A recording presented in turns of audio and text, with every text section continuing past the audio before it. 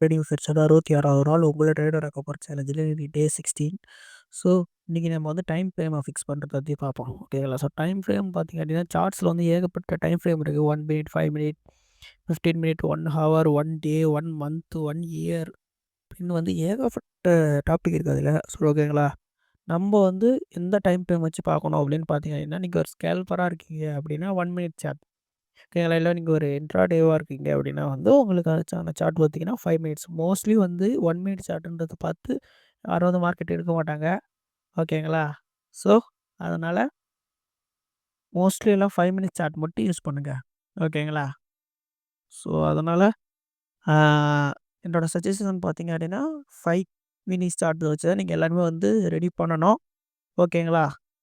நாளைக்கு சந்திப்போம். ஓகேங்களா? இன்னைக்கு கொஞ்சம் உடம்பு சரியில்லை. அதனால் கொஞ்சம் வாய்ஸ் கொஞ்சம் இதாகுதுங்க. ஓகேங்களா? இந்த வீடியோ உங்களுக்கு பிடிச்சிருந்தா லைக் பண்ணி, ஷேர் பண்ணி, சப்ஸ்கிரைப் பண்ணி வச்சுக்கோங்க. இதுதான் டைம் ஃப்ரேம் மாடல். ஓகேங்களா? நாளை சந்திப்போம்.